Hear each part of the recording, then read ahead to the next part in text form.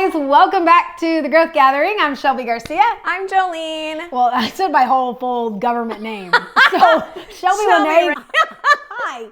Welcome. It feels good to be back in person. Yeah, we did these virtual episodes. That was dumb because the holidays are so We're not busy. doing that anymore. We're done with that. So we're like in the third week of this metabolic shift, and it has been so good. I just know you guys, I hope you're feeling proud of yourself because it's been really fun to hear from each of you each Monday. And those that can't be on the Zooms, you're checking in and being accountable in the group me and just truly proud of you. I hope you're proud of yourself. This has been really good. I can see so much mindset shifting around this idea of the scale. We just get so obsessed with this one number, and now this whole shift and looking at all the numbers has changed perspectives for so many of you. It's neat to see the changes we're making in our body, in our muscle, in our body fat, but who you're becoming along the way is most important. It's bigger than how much you lose. Here we go for our next part. We are officially in part 3 of the Metabolic Shift series. Last week we talked about fueling the response. This week is about what blocks us. Even when you're fueling correctly,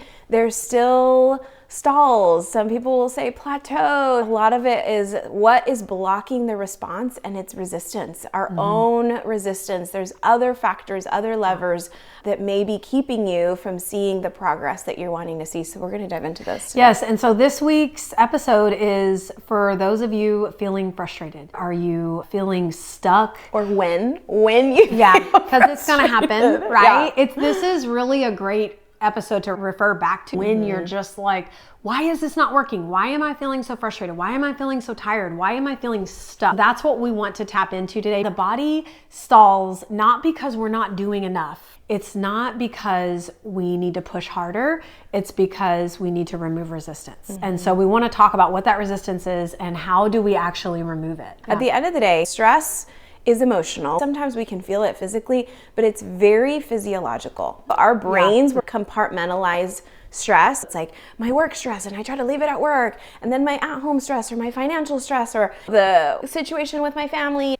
Your brain can compartmentalize those things. Your body cannot. It does not know the difference between work stress, emotional stress, financial stress, actually like training really hard kind of stress, like you just pushed it really hard at the gym and your body experienced stress. It all looks like stress. When the body feels high stress and that gets compounded, our favorite word these days, cortisol. Cortisol rises. When the cortisol is up and you don't release that stress, you don't manage that stress well, it's gonna create resistance. And it's not because your body is just like fighting you. It's not to do more. It's not to, let me just push harder and white knuckle my way through the day.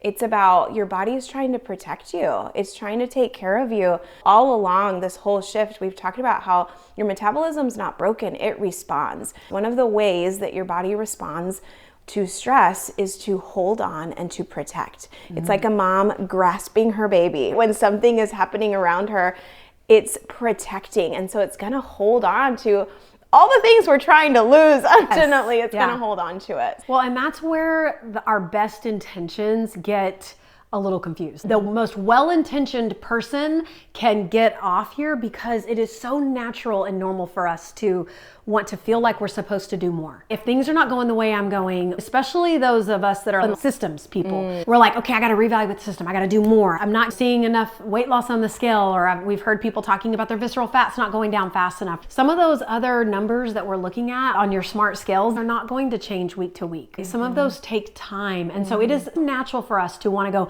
okay, I got to work out more. Just do more. I got to restrict more rather than being more intentional. Sometimes less is more. With the body, that's often the case. When the body feels safe, it responds. When the body feels threatened, it resists. That's where we see the resistance come. We are trying to reduce the resistance. The best way to do that is actually many times for us to slow down. Less is more. right? You can go refer back to all the things we talked about through the holidays when we talked about being intentional with your yes. And really, with the body, less is more. And that's what we want to focus on. So how do we reduce the resistance? There are so many things that you're already doing. Let this be a confirmation as to why you're doing those things. It's making sure you're consistently hydrating yourself, making sure you're consistently moving your body, hitting your protein goals. Literally check, check, check. All the habits that you already know, those are the things, when we focus on the structure of those things actually reduce the resistance. Rather than saying, I got to do more, just consistently do the workouts or the movement, whatever your goal is, steps a day that you're aiming to do. Are you hitting your current water goal? Are you getting at least 64 ounces of water a day? Rather than saying, I've got to hit more protein, I've got to just get more. Let's evaluate, are we getting the protein we are committed to getting? Are we being consistent with that? That's what your body really wants. I feel like the other one that is downplayed often is sleep. I will be the first to tell you, I'm like, oh yeah, I can run on 5 hours of sleep. My go-to phrase is, I can sleep when I'm dead. You're gonna feel dead. Because you ain't sleeping. Sleep is crucial. I had a mentor that used to tell me, everybody needs at least 7 hours of sleep. I was like, not me. He was like, you are not the 1%. That does not need 7 hours of sleep. Look at how much you're sleeping, because what happens during sleep, our body is recovering. Your muscles are recovering. Your brain is recovering. All of these things are happening when we're sleeping. If you're not sleeping enough, it will increase the ghrelin in your body. That's the hunger hormone. It sounds like a grr. So I think like ghrelin is the hunger monster. It's not an enemy, it's a real thing. When you're more rested, that hormone is decreased to where it should be versus amplified. We want to keep that low. When we're resting, our cortisol lowers back down. So if you're not resting, it's gonna stay high. That's not something we want. Have you seen those things when they say, forgive me for what I said when I was tired? Or when I was hungry because of the ghrelin. It all works together. You were talking about a meme. There was a meme I saw that was like, oh, I can't sleep. Let me pick up this device that activates my brain and gets me scrolling for like an hour in the middle of the night. Like the blue light turns on and all these things. Keep your phone away. Do not pick it up at 1 a.m. when you happen to have to take a restroom break or your mind is switching sleep cycles.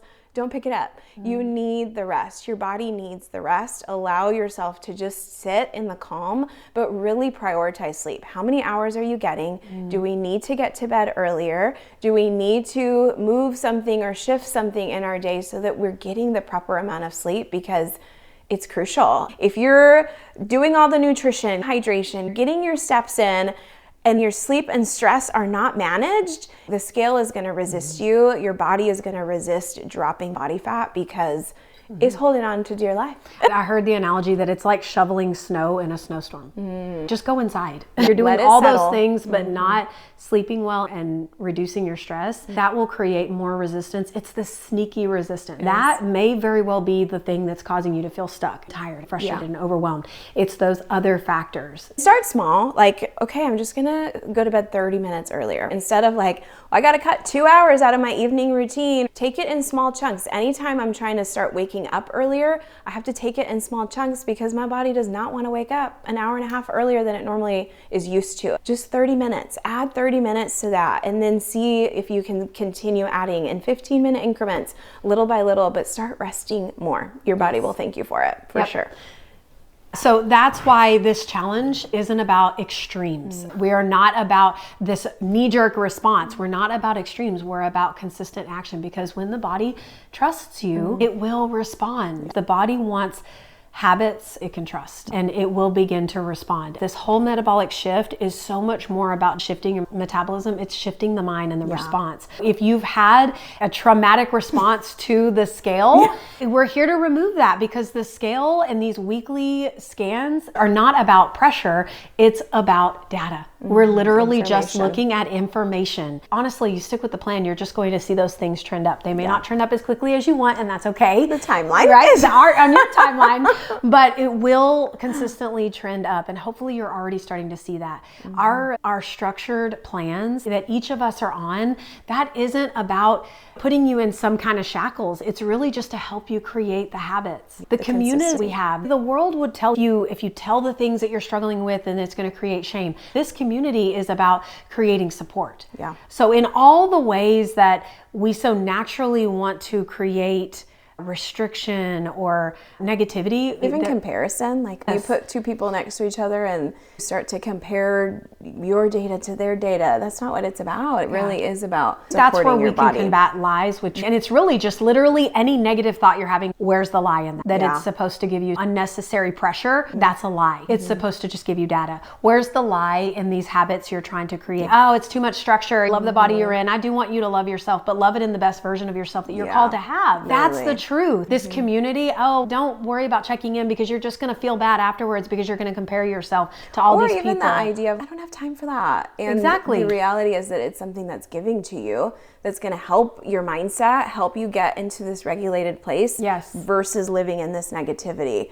Because you're just not meant for it. We're just meant for growth. Step into who you're becoming along the way versus who your negative self-talk is suppressing. Yeah, we're just not for that life. Yep. I didn't sign up for that class. This is how we reduce the resistance. Hopefully you got a lot out of this week. Come to the growth gathering on Monday. We want to see your beautiful face. Even if you need to have a week where you're just camera off, just in the room. We had so many put that in the chat. Like, my win for the week is I'm in the room. Listening. Just showing up is half the battle. Those people that just showed up last week are going to come with wins even bigger this week. So show up. We'll see you on Monday and in the group me. And truly, until then, keep growing, keep gathering, and we'll see you soon.